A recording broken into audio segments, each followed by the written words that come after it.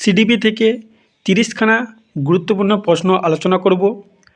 আগামীকাল টেট, তো আজকের ভিডিওটা হচ্ছে সিডিপি শেষ প্র্যাকটিস সেট, ঠিক আছে। তো বন্ধুরা চলো এই শেষ প্র্যাকটিস সেট থেকে হয়তো আমরা কমন পেয়ে যেতেও পারি। তো আমরা চলো 30খানা প্রশ্ন খুব অল্প সময়ের মধ্যে প্র্যাকটিসটা করিয়ে নিই। তো দেখো প্রথম প্রশ্ন কি আছে, যে একটি পর্যায়ে একটি শিশু কোনো বস্তু ও বিষয় সম্পর্কে যুক্তিপূর্ণভাবে চিন্তা করতে শুরু করে প্রাক কার্যকরী পর্যায়ে, না মূর্ত কার্যকরী পর্যায়ে, না চেষ্টীয় সংজ্ঞাবহ পর্যায়ে, না নিয়মতান্ত্রিক কার্যকরী দশা। তো প্রথম প্রশ্নটা কি আছে ভালো করে বুঝতে হবে, যে পর্যায়ে একটি শিশু কোনো বস্তু বা বিষয় সম্পর্কে যুক্তিপূর্ণভাবে চিন্তা করতে পারে। তো এখানে যে সঠিক আনসারটি হবে সেটা হচ্ছে অপশান নাম্বার ডি, নিয়মতান্ত্রিক কার্যকরী দশা। এরপরে 2 নম্বরের প্রশ্ন, যে কোন সময়কালকে নির্ভরশীলতা হ্রাসের বয়স বলা হয়? শৈশবকাল, সদ্যজাত, কৈশোরকাল, বাল্যকাল। তো এখানে সঠিক আনসার কোনটা হবে? কোন সময়কালকে নির্ভরশীলতার হ্রাসের বয়স বলা হয়?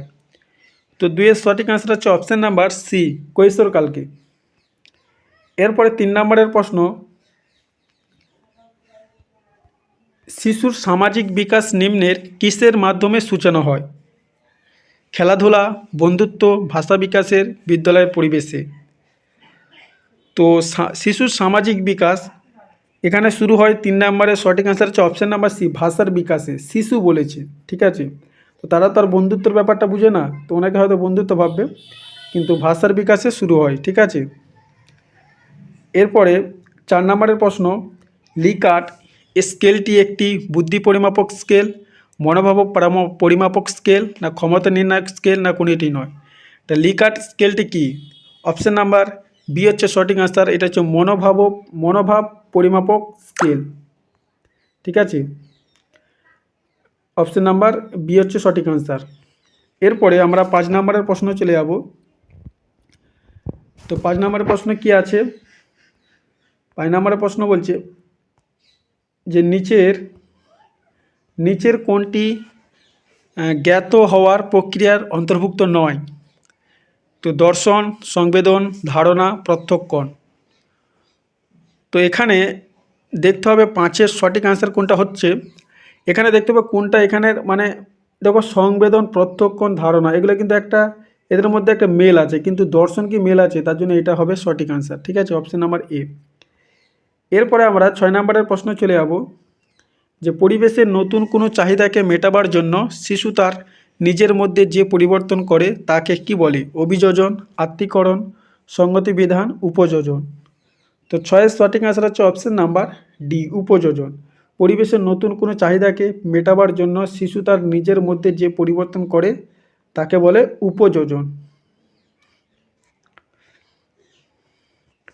এরপরে আমরা 7 নম্বরের প্রশ্নে চলে যাব, যে 3 ডাইমেনশন বুদ্ধির তত্ত্বের প্রবক্তাকে, থ্রি ডাইমেনশন বুদ্ধির তত্ত্বের প্রবক্তা হচ্ছে থার্স্টেন, গিলফোর্ড, থমসন, স্পিয়ারম্যান। তো 7-এর সঠিক আনসার হচ্ছে অপশান নাম্বার বি, গিলফোর্ড হচ্ছে 3 ডাইমেনশন বুদ্ধি তত্ত্বের প্রবক্তা। স্পিয়ারম্যান হচ্ছে দ্বি উপাদান তত্ত্ব, আমরা এটা জানি, ঠিক আছে। এরপর 8 নম্বরের প্রশ্ন, প্রত্যেকটা প্রশ্ন বন্ধুরা খুবই গুরুত্বপূর্ণ। অবশ্যই বন্ধুরা ভিডিওটি শেষ পর্যন্ত কন্টিনিউ করুন, দেখতে থাকুন। অবশ্যই বন্ধুরা ভিডিওটা একটা লাইক করবেন, আর যারা নতুন দর্শক চ্যানেলটি একটু সাবস্ক্রাইব করে পাশে থাকবেন। পেঁয়াজের জ্ঞানমূলক বিকাশের কোন স্তরে শিশুর বিমূর্ত চিন্তন করতে পারে? বাস্তব সক্রিয়তা স্তর, নিয়মতান্ত্রিক সক্রিয়তা স্তর, সংজ্ঞামূলক চিন্তন স্তর, না প্রাক ধারণামূলক স্তর। তো এখানে 8-এর সঠিক আনসার হচ্ছে অপশান নাম্বার বি, নিয়মতান্ত্রিক সক্রিয়তা স্তর। নিয়মতান্ত্রিক সক্রিয়তা স্তরে কিন্তু পেঁয়াজের জ্ঞানমূলক বিকাশের বিমূর্ত চিন্তন করতে পারে একজন শিশু। এরপরে আমরা 9 নম্বরের প্রশ্ন চলে যাব। 9-এর প্রশ্ন হচ্ছে যে মনোবিশ্লেষণ পদ্ধতির কৌশলগুলি হলো স্বপ্ন বিশ্লেষণ, সম্মোহিনী, না শব্দ অনুষঙ্গ, না সবকটি। তো এখানে 9-এর সঠিক আনসার হচ্ছে অপশান নাম্বার ডি, সবকটি। স্বপ্ন বিশ্লেষণ, সম্মোহিনী, শব্দ অনুষঙ্গ, সবকটি হবে সঠিক আনসার। এরপর আমরা 10 নম্বরের প্রশ্ন চলে যাব। 10 নম্বর বলছে নিচের কোনটি প্রভু আবেগ বা মাস্টার ইমোশন বলে, যাকে মাস্টার ইমোশন, রাগকে না ঘৃণাকে না সুখকে না দুঃখকে? খুবই একটা গুরুত্বপূর্ণ প্রশ্ন। 10-এর সঠিক অ্যান্সার কোনটা হবে? 10-এর সঠিক অ্যান্সার হচ্ছে অপশান নাম্বার সি, সুখ। সুখকে প্রভু আবেগ বলা হয়, যেটা মাস্টার ইমোশন বলে ইংলিশে। এরপরে 11 নম্বরের প্রশ্ন, সংকটকাল বলতে কি বোঝায়? এ বলছে ব্যক্তির চাহিদা ও সমাজের চাহিদার মধ্যে বিচ্ছেদ, না আইডি ও ইগোর মধ্যে বিরোধ, না এটা বিরোধ, হয়তো ব্যক্তির চাহিদা ও সমাজের চাহিদার মধ্যে বিরোধ লেখাটা আছে এখানে, এবং বি হচ্ছে আইডি ও ইগো এর মধ্যে বিরোধ, না সি হচ্ছে ব্যক্তির বিশেষ মুহূর্তের মনসামাজিক দ্বন্দ্ব, আর ডি হচ্ছে কৌশলকালের সৃষ্ট মনসামাজিক দ্বন্দ্ব। তো সংকটকাল বলতে 11 সঠিক আনসার হচ্ছে অপশন নাম্বার এ, ব্যক্তির চাহিদা সমাজের চাহিদার মধ্যে মানে বিরোধ আর কি, ঠিক আছে, বিরোধ বা বিচ্ছেদ এরকম একটা হবে, লেখাটা বুঝে যাচ্ছে না। এরপরে 12 নম্বরের প্রশ্ন, শিশু এক ধরনের অর্জিত কর্ম সম্পাদনের ক্ষমতার সাহায্যে স্বতঃস্ফূর্তভাবে কোনো প্রতিক্রিয়া করতে পারে, এটি হলো সম্ভাবনা, অভ্যাস, দক্ষতা না অনুবর্তন? তো 12 সঠিক যে আনসারটি ধরেছে সেটা হচ্ছে অপশন নাম্বার বি, অভ্যাস। তাহলে শিশু এক ধরনের অর্জিত কর্ম সম্পাদনের ক্ষমতার সাহায্যে স্বতঃস্ফূর্তভাবে কোনো প্রতিক্রিয়া করতে পারে, এটি হলো অভ্যাস, এটা হলো তার অভ্যাস। এরপর 13 নম্বরের প্রশ্ন কি আছে, যে বাংলা পড়ার পরে বিজ্ঞান পড়া হলো এবং বাংলা পড়ার পর আবার বাংলা পড়া হলো, এই প্রক্রিয়ার বিস্তৃতি বেশি হয় প্রথমটিতে না দুটোতেই সমান, না দ্বিতীয়তে না কোনোটি সঠিক নয়? তো 13 সঠিক অ্যান্সার হচ্ছে অপশন নাম্বার সি, দ্বিতীয়টা। তাহলে এখানে দেখো বাংলা পড়ার পরে বিজ্ঞান পড়া হলো এবং বাংলা পড়ার পর আবার বাংলা পড়া হলো, কোন প্রক্রিয়াটি বিস্তৃত বেশি হয়? সেটা হচ্ছে দ্বিতীয়টি, ঠিক আছে। বাংলা পড়ার পর আবার বাংলা পড়া হলো, এটা কিন্তু বিস্তৃতি দ্বিতীয়টি বেশি হয়। এরপর আমরা 14 নম্বরের প্রশ্নে চলে যাব। 14 নম্বর প্রশ্নে কি বলছে, যে মানব সমাজে লিঙ্গগত ভূমিকা নির্ধারণের নিষ্ক্রিয় উপাদান কোনটি? পরিবার, বিদ্যালয়, পঞ্চায়েত, উপরের সবগুলি? তো মানব সমাজে লিঙ্গগত ভূমিকা নির্ধারণ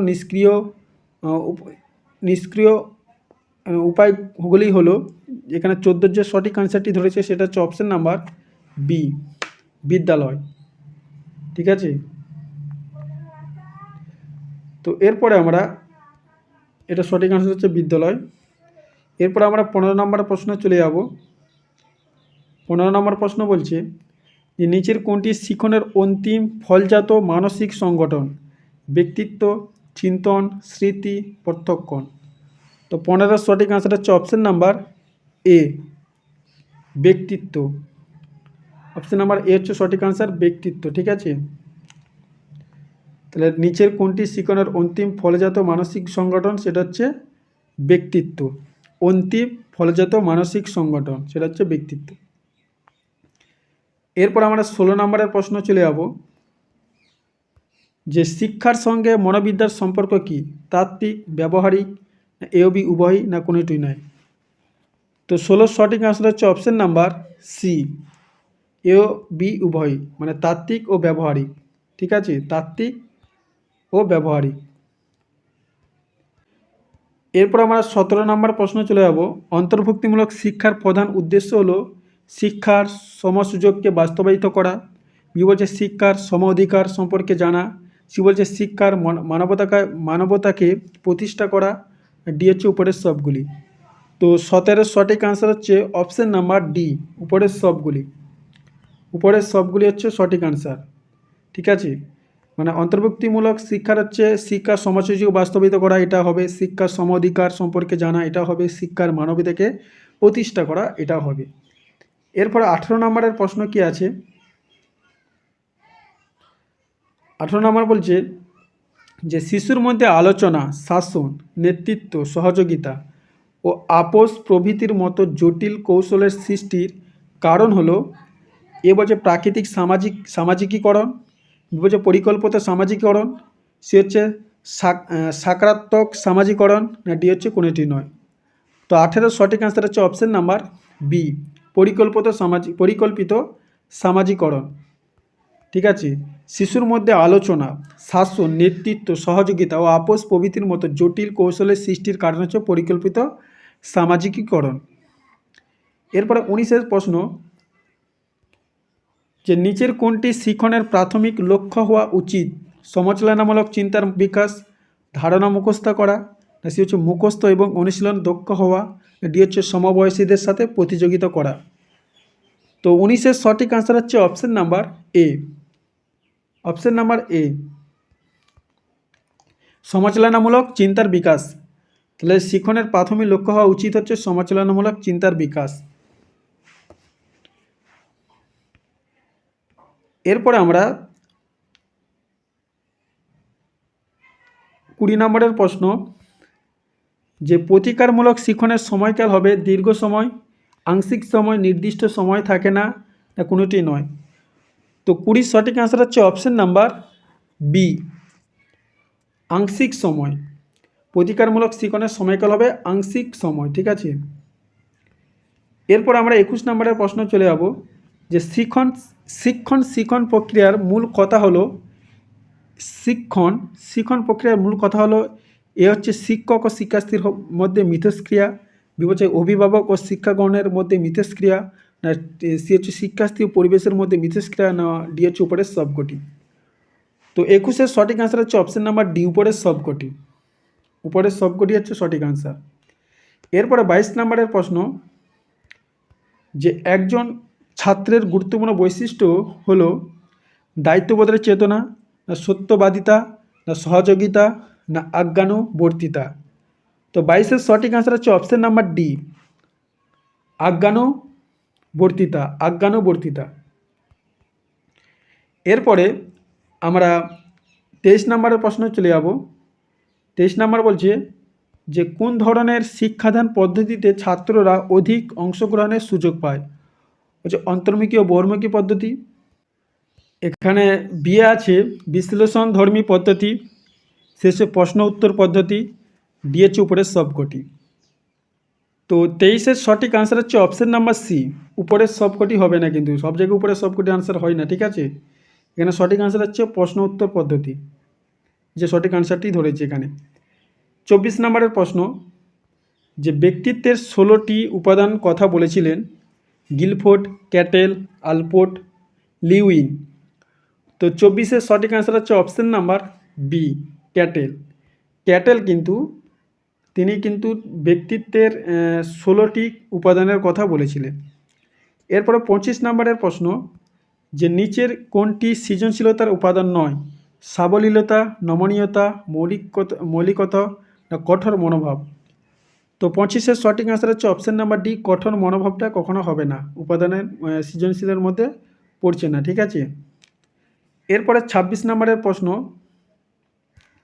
যে শিক্ষাক্ষেত্রে ত্রুটি দূরীকরণের জন্য একজন শিক্ষক হিসেবে কোন প্রথা থাকা উচিত বলে মনে করেন?